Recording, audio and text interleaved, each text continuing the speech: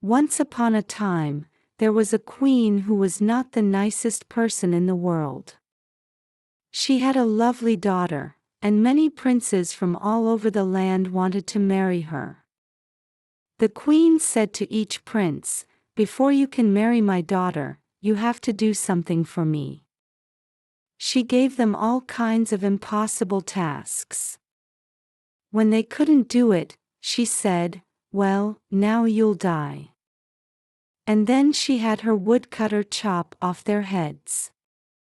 "You'll never marry," she told her unhappy daughter. And the daughter laughed. Prince Charles was the son of a poor king in a small country. The prince heard about the beautiful princess and said to his father, "I want to marry her." The king was sad. "You're my only son," he said. "I cannot lose you." "There are hundreds of beautiful women in the world," the prince replied. "You don't have to marry this one." But the prince was very sad. He couldn't eat. He couldn't sleep. In the end, his father said, "Go to the princess. I hope you will do better than the other princes. I hope I will see you again."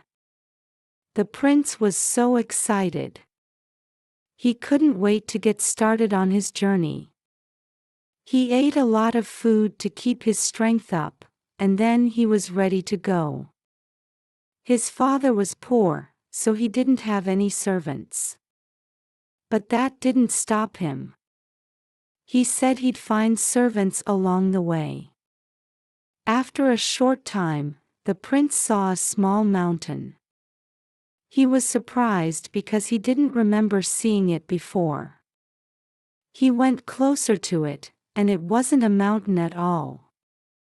It was a very fat man sleeping on his back. The prince went over to him, and the man woke up. "What are you doing here?" the man asked the prince. The man asked the prince, "I was asleep, and now I'm awake because of you." "Why were you asleep?" "I had food this morning, and now I want lunch." "I ate 10 chickens and 100 cakes, the man replied. "Will you be my servant?" the man asked. "I will, if you give me food," the man replied. So the man followed the prince on his journey. They found another man. His head was down, and his left ear was on the ground. The man was lying on the ground, and his left ear was resting on the grass. He looked up and saw that his left ear was much larger than usual. "What are you doing, Big Ear?" the prince asked. "I'm listening," Big Ear replied. "The flowers are blooming, and the birds are singing in a country across the sea. I can hear them." "What can you hear in the house of the beautiful princess?" the prince asked. "People are crying. Another prince has passed away," Big Ear said sadly. "I will be your servant." "Thank you, Big Ear." A short time later, they saw 2 long things by the road. "What are they?" asked the fat man. "Trees," said Big Ear. "No, they're not trees," said Big Ear. "They're arms, the longest arms in the world. It's quite a distance, but I can see through things, buildings, mountains, and water. When something is near me, I have to put my hand over one eye, and then I can see it. Come with me, Quick Eyes, and be my servant." Quick Eyes followed the prince. They went on their journey, and the sun got very hot. The prince opened his coat. They came to a man by the road. He wore 2 thick coats and a large hat. They couldn't see his face. He said, I am cold. Cold and cold.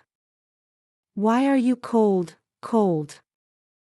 The man asked the prince, the sun is very hot, and our coats and shirts are open.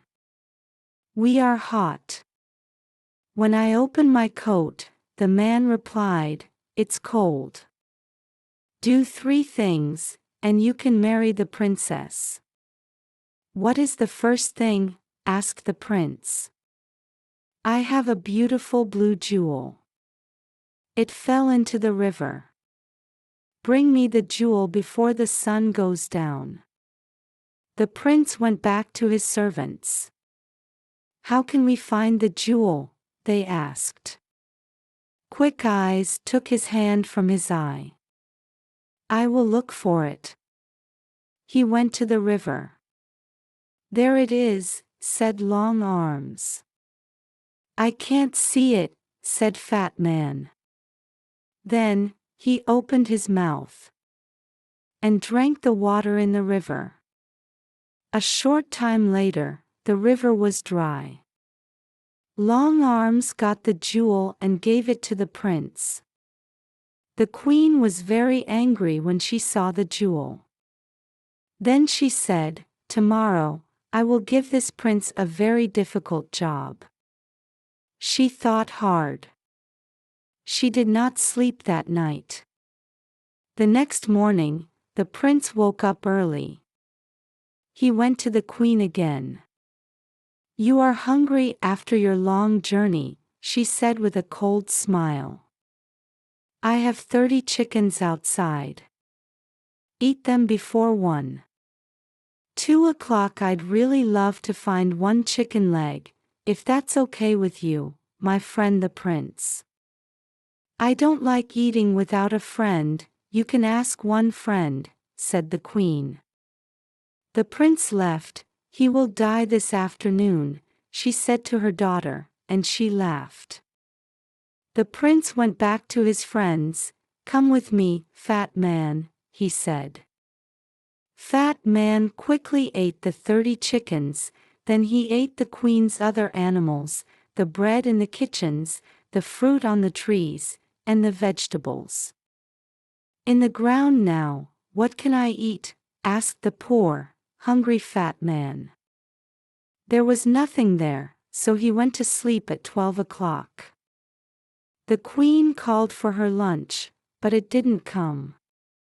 She went to see the cook and asked, where is my lunch? A fat man ate everything in the gardens and everything in the kitchens, the cook replied. There is no food. The queen got angrier and angrier. Then she thought of a plan. She laughed. I will catch him, she said. The prince came to her on the 3rd day. The queen asked the prince, will you eat with me tonight? She smiled at him kindly. After that, would you like to sit with the princess for 2 hours? Yes, answered the prince. I would love that. You will not fall asleep when you are talking to the princess, the queen said. Never, the prince replied. When a person falls asleep with the princess, they die. The prince put on his most beautiful clothes. He ate with the queen. Their conversation was very cold. Servants brought the food and drinks were simply wonderful. When the prince turned away for a minute, the queen quickly put something into his glass of wine. The prince didn't see, and he drank the wine. Then the queen took him to the princess.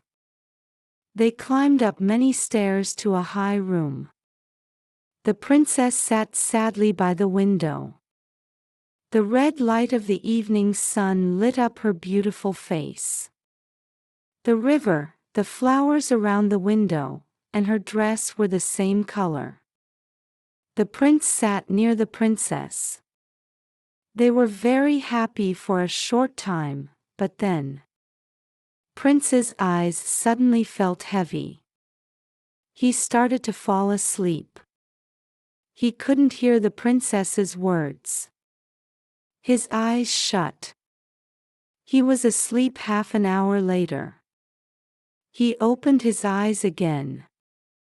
The princess wasn't there. He looked everywhere in the room, but he couldn't find her. He ran to the window and looked out. He saw a big ear below. He called to it. "The princess isn't here. We have to find her in the next hour." Long Arms brought the prince down to the ground. "Where is the princess? Can you hear her?" Big Ear asked, putting his ear to the ground. "I can hear her," he replied. "She is calling. She says that she is across the river, inside a tree." "Quick, Eyes, look," he said. "I can see her, but how can we get her?" "I have an idea," said the Cold Man. They ran across the ice and brought the princess back. Long Arms helped the prince and princess back through the window into the high room. They sat down, and the door opened. The queen came in. She was so happy to see the princess. She gave them a warm smile. "We are having a very interesting conversation," said the prince. "We are talking about trees and rivers." "Come with me," said the queen. "It is night. Your bedroom is ready. Your servants can sleep there too." "Good night to the princess," said the prince. He and his servants left. The queen led them to a large room and closed the door. She ran to the cook and said, "Make a big, beautiful fire in their room." After a short time, the room was filled with a cozy warmth. The prince went to the door, but he couldn't open it. "I can hear a magnificent fire below us," Big Ear said. "This is wonderful," Cold Man replied. "I feel really warm for the first time in my life." "Open your coat," Cold Man said to the prince. When Cold Man opened his coat, the room got even warmer. "Oh, that's better," they said. The queen listened at the door and heard them. She ran to the cook and said, "Make the fire hotter." Cold Man smiled and said, "I am warm again." "They are cooking us," said the other servants. "Take off your coat," said the prince.